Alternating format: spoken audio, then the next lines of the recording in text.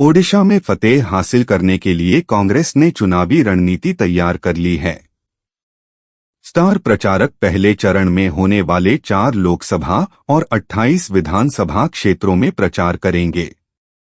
इस क्रम में सोनिया गांधी, प्रियंका गांधी, राहुल गांधी के साथ तेलंगाना के मुख्यमंत्री रेवंत रेड्डी के भी ओडिशा आने की उम्मीद है। इसी के साथ कन्हैया कुमार के रोड शो की भी संभावना है।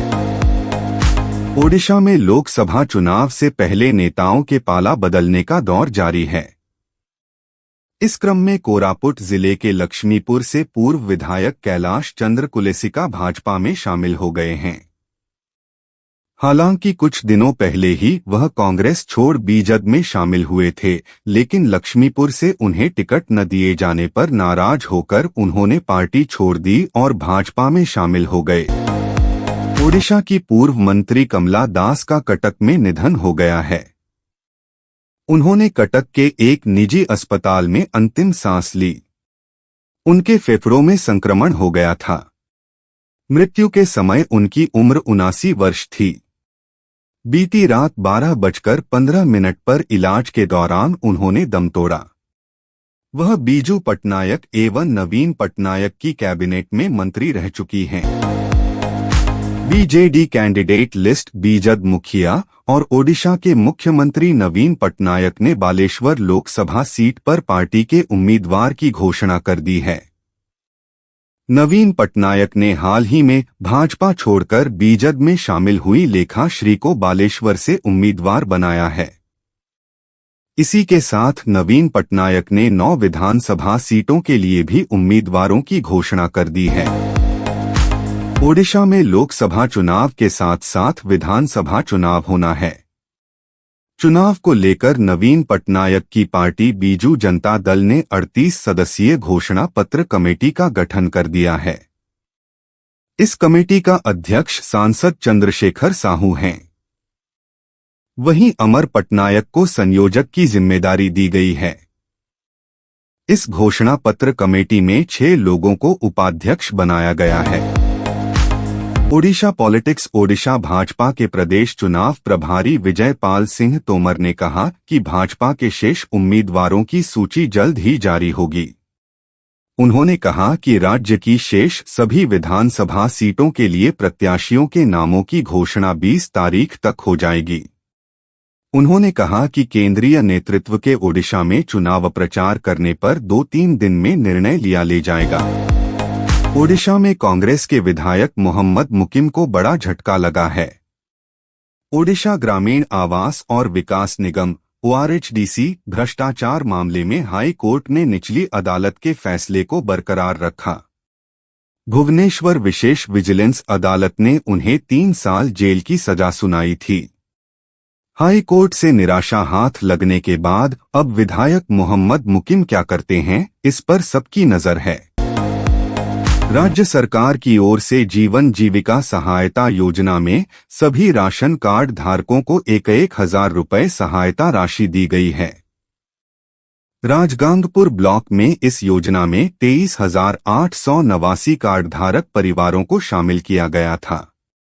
इनमें से 346 कार्ड धारक सहायता राशि लेने के लिए नहीं पहुंचे, जिससे उनके हिस्से की राशि 3.46 लाख रुपए सरकारी कोष में वापस कर दी गई है।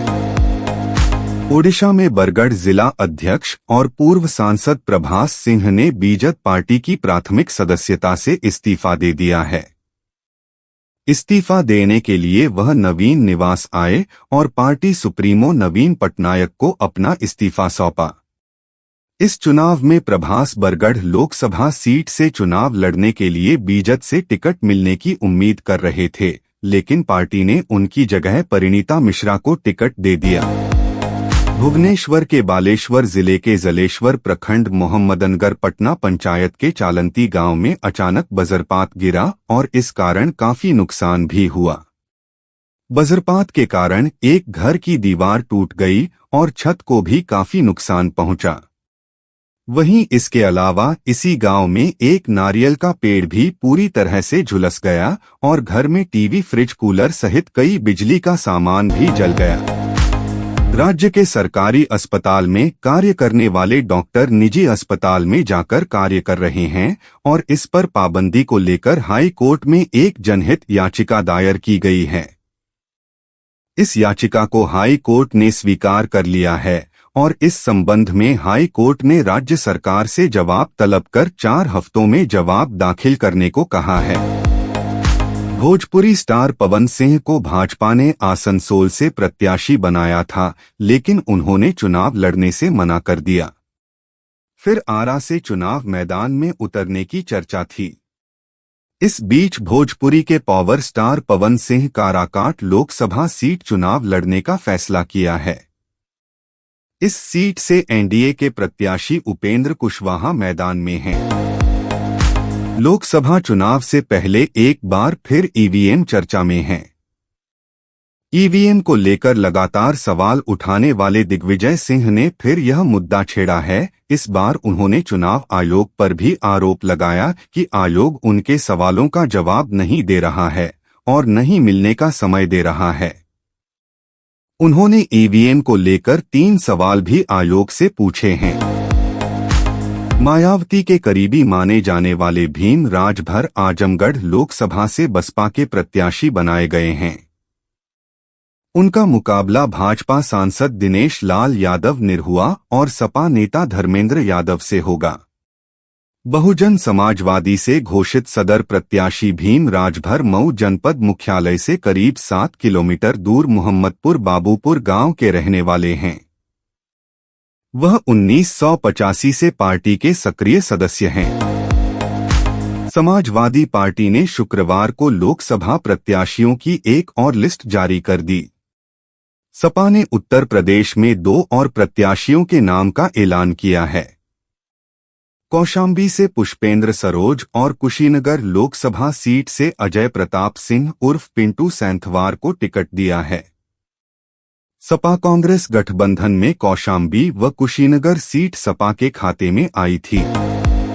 सीएम योगी ने कैराना लोकसभा क्षेत्र में आयोजित जनसभा को संबोधित करते हुए कहा कि भाजपा सरकार ने निजी नलकूप किसानों को फ्री में बिजली मुहैया कराई है। बेटी के जन्म से लेकर वैवाहिक जीवन तक की योजना हमने बनाई है। पहले केवल 2-3 जिलों के लोग ही सरकारी भर्तियों में शामिल होते थे। पहले माफिया सिर चढ़कर बोलते थे, अब दंगा करने वाले दंगा करना भूल गए हैं।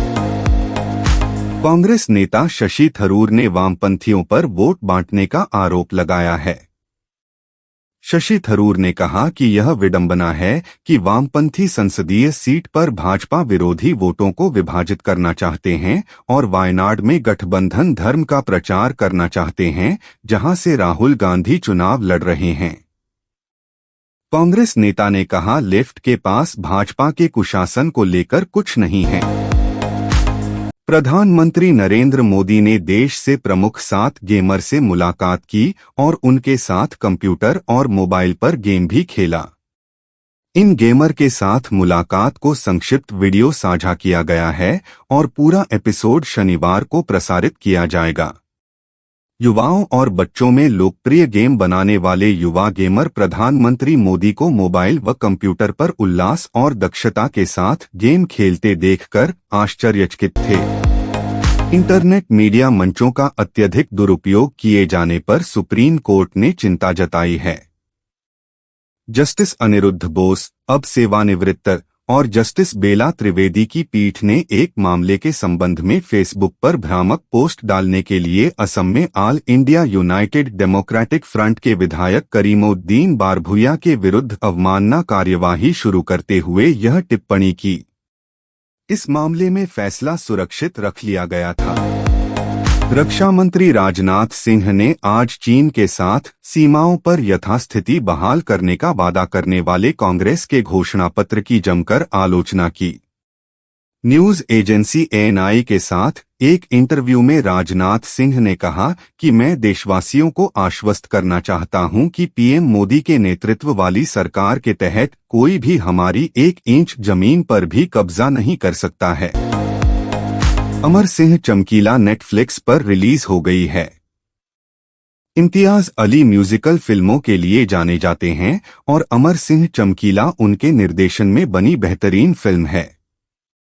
दिलजीत दोसांझ और परिणीति चोपड़ा ने लीड रोल निभाया है। फिल्म की कहानी पंजाब के रॉकस्टार कहे जाने वाले गायक संगीतकार अमर सिंह चमकीला की बायोपिक है, जिनकी गोली मारकर हत्या कर दी गई थी। 14 साल बाद आ रही एकता कपूर निर्मित फिल्म LSD 2 ट्रेलर अगले हफ्ते सिनेमाघरों में रिलीज हो रही है। टीजर आउट होने के बाद से ही फिल्म काफी चर्चा में है। अब मूवी का ट्रेलर भी आउट हो गया है। ट्रेलर का एक एक सीन रोंगटे खड़े कर देने वाला है। टेक्नोलॉजी की दुनिया पर आधारित फिल्म इंटरनेट के सच से पर्दा उठाती है। साल 2024 में दो बड़ी फिल्में बड़े मियां छोटे मियां और मैदान एक साथ थिएटर्स में रिलीज हुई। दोनों ही फिल्मों में बॉलीवुड के सुपरस्टार्स लीड रोल में थे। बड़े मियां छोटे मियां में अक्षय कुमार और टाइगर श्रॉफ तो वहीं मैदान में अजय देवगन शामिल हैं। हालांकि दोनों फिल्मों के बजट में काफी अंतर है। भारतीय टीम के पूर्व ऑफ स्पिनर हरभजन सिंह ने मुंबई इंडियंस के तेज गेंदबाज को IPL का सुपरस्टार करार दिया है। हरभजन सिंह ने कहा कि लोग अधिकतर विराट कोहली या MS धोनी की बात करते हैं क्योंकि यह बल्लेबाजों का खेल है, लेकिन आप अगर IPL के सुपरस्टार की बात करें तो यह तेज गेंदबाज अब तक सबसे आगे हैं। जाने भज्जी ने किसका नाम लिया। रोहित शर्मा का बल्ला इंटरनेशनल क्रिकेट में इन दिनों जमकर बोल रहा है। हिटमैन क्रिकेट के तीनों ही फॉर्मेट में बल्ले से खूब धमाल मचा रहे हैं। बल्ले के साथ साथ रोहित की कप्तानी भी लाजवाब रही है। इस बीच रोहित ने इंटरनेशनल क्रिकेट से संन्यास को लेकर अपनी बात रखी है। भारतीय कप्तान ने बताया है कि अभी वो ऐसा कुछ नहीं सोच रहे हैं। IPL 2024 के 26वें मैच में लखनऊ सुपर जायंट्स की भिड़ंत दिल्ली कैपिटल्स के साथ होगी। KL राहुल की कप्तानी में लखनऊ की टीम जीत की हैट्रिक लगा चुकी है। वहीं दिल्ली इस सीजन अब तक खेले 5 मैचों में से सिर्फ एक में ही जीत दर्ज कर सकी है। दोनों टीमों के बीच यह मुकाबला लखनऊ के इकाना स्टेडियम में खेला जाएगा। हीरो मावरिक 440 को 3 वेरिएंट्स बेस, मिड और टॉप में पेश किया गया है। इनकी एक्स शोरूम कीमतें क्रमशः 1.99 लाख, 2.14 लाख और 2.24 लाख रुपए हैं। आपको बता दें कि इसकी बुकिंग पहले से ही ओपन है और इसे कंपनी के प्रीमियर डीलरशिप के माध्यम से बेची जाएगी। ब्रांड ने घोषणा की है कि वे 15 अप्रैल से मावरिक 440 की डिलीवरी शुरू करेंगे। मर्सिडीज की ओर से S63E परफॉर्मेंस और C63SE परफॉर्मेंस पेश की जाएगी। जर्मन कंपनी की दोनों AMG पहली बार 2022 के अंत में सामने आए अपने संबंधित नवीनतम जीन समकक्षों पर आधारित हैं। मर्सिडीज का दावा है कि उनके हाइब्रिड सिस्टम में ऐसी तकनीक है जो फॉर्मूला 1 से ली गई है।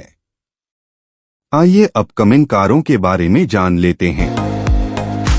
साउथ कोरियाई कार निर्माता हुंडई मोटर्स की ओर से भारतीय बाजार में कई बेहतरीन कार्स एंड SUVs को ऑफर किया जाता है। हुंडई मोटर इंडिया की ओर से हाल में ही हैचबैक कार के तौर पर ऑफर की जाने वाली ग्रैंड i10 NIOS का नया कॉर्पोरेट वेरिएंट लॉन्च किया गया है।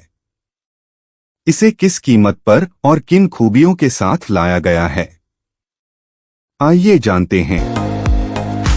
ब्रिटिश कार निर्माता MG मोटर्स की ओर से भारतीय बाजार में हेक्टोर SUV को ऑफर किया जाता है। कंपनी ने इस मिड साइज SUV का नया variant black storm edition launch कर दिया है। MG मोटर्स की ओर से इस SUV को किन खूबियों के साथ लाया गया है? MG Hector black storm edition की प्राइस क्या रखी गई है, आइए जानते हैं।